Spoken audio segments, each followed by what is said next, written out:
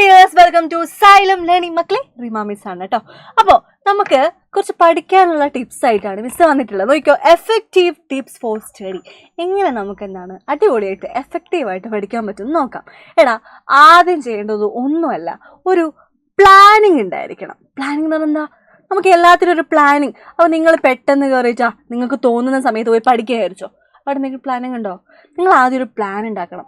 ഏത് സമയത്ത് പഠിക്കണം, എത്ര മണിക്കൂർ പഠിക്കണം, എത്ര സമയത്ത് കിടന്നുറങ്ങണം, എത്ര സമയത്ത് ഫുഡ് കഴിക്കണം, ഇതൊക്കെ ഒരു പ്ലാനിങ് ആക്കി എടുക്കുക. അതായത് നിങ്ങളിപ്പോൾ പറയാണ് ദിവസം ഒരു 4 മണിക്കൂർ പഠിക്കണം. അതിന് നിങ്ങൾ എന്താ ആദ്യം ഒരു പ്ലാനിങ് ഉണ്ടാക്കി വെക്കുക. അല്ലാണ്ട് പെട്ടെന്ന് നിങ്ങൾക്ക് തോന്നുമ്പോൾ പോയി പഠിക്കുന്ന ആ ഒരു പരിപാടി നിർത്തിക്കളയുക. എന്താ പ്ലാനിങ് ആക്കുക. അതായത് ഇന്ന സമയത്ത് പഠിക്കണം, ഇത്ര മണിക്കൂർ പഠിക്കണം എന്നൊക്കെ എന്താ ജസ്റ്റ് ഒരു പ്ലാനിങ് ഉണ്ടാക്കിയെടുക്കുക ആദ്യം. ഓക്കെ, ദെൻ രണ്ടാമത്തത് ഫൈൻഡ് യുവർ ഓൺ സ്റ്റൈൽ.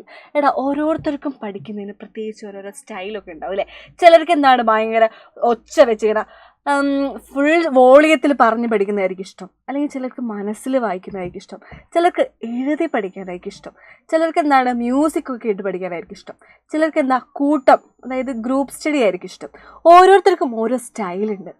അവർക്കെന്താ ഓരോരുത്തർക്കും ഓരോരുടേതായ ഇഷ്ടങ്ങളുണ്ട്. അതുപോലെ എന്താണ് ഫൈൻഡ് യുവർ ഓൺ സ്റ്റൈൽ. നിങ്ങൾക്ക് ഇഷ്ടമുള്ള ശൈലി, നിങ്ങൾക്ക് എങ്ങനെയാണോ കംഫർട്ടബിൾ, പഠിക്കാൻ എങ്ങനെയാണോ കംഫർട്ടബിൾ, ആ ഒരു സ്റ്റൈല് നിങ്ങൾ ഫോളോ ചെയ്യുക. അതാണ് വേണ്ടത്.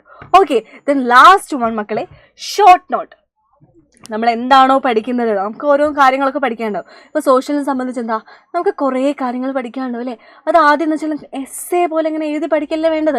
ആ ഒരു ടോപ്പിക്കിൽ എന്താണോ മെയിനായിട്ട് പഠിക്കാനുള്ളത് അത് ജസ്റ്റ് ഒരു ഷോർട്ട് നോട്ടാക്കി എഴുതി നോക്ക്. ആ ഒരു ഷോർട്ട് നോട്ട് വെച്ച് പഠിച്ചു നോക്കൂ. ഇപ്പോൾ ഈ എക്സാമിൻ്റെ തലേന്ന് എന്താ, നിങ്ങൾ ഓരോ ഭാഗം പഠിച്ചു കഴിയുമ്പോഴും അതിൻ്റെയൊക്കെ ഒരു ഷോർട്ട് നോട്ട് ഉണ്ടാക്കിക്കുക. അപ്പോൾ എന്താ നിങ്ങൾ ചെയ്യേണ്ടത്, ആ എക്സാമിൻ്റെ തലേന്ന് ജസ്റ്റ് ഒന്ന് വായിച്ചു നോക്കിയാൽ മതി. കാരണം അത് വായിച്ചു നോക്കി നമുക്കറിയാം ആ ഒരു ഭാഗത്ത് ഇതാണ് പറഞ്ഞത്, ഈ ഒരു സംഭവമാണ് അവിടെ പറഞ്ഞിട്ടുള്ളതെന്ന് നമുക്ക് മനസ്സിലാവില്ലേ? ആദ്യം നിങ്ങൾ എന്താ ചെയ്യുന്നത്, പ്ലാൻ ചെയ്യുക. രണ്ടാമത്തെ എന്താ, നിങ്ങളതായ സ്റ്റൈലിൽ പഠിക്കുക.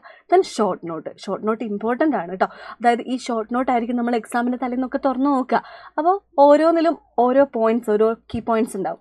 അതൊക്കെ എഴുതി വെച്ചാൽ ആ ഒരു ചാപ്റ്ററിൽ ഇതാണ് പറയുന്നത്, ഈ ഒരു ചാപ്റ്ററിൽ ഇതാണ് പറയുന്നത്. അപ്പം നിങ്ങൾക്ക് ആ ഒരു മൈൻഡിൽ നമുക്ക് അത് പഠിക്കാൻ പറ്റും. ഓക്കെ, ഇതൊന്ന് ഫോളോ ചെയ്ത് നിങ്ങൾ എല്ലാ കാര്യങ്ങളും ഒന്ന് പഠിച്ചു നോക്കുക. അപ്പോൾ നമുക്ക് സെറ്റായിട്ട് എഫക്റ്റീവായിട്ട് പഠിക്കാൻ പറ്റും. ഇതുപോലെ ചെറിയ ക്ലാസ്സുമായിട്ട് മിസ് ഇനിയും വരുന്നതായിരിക്കും. Tata, bye, see U.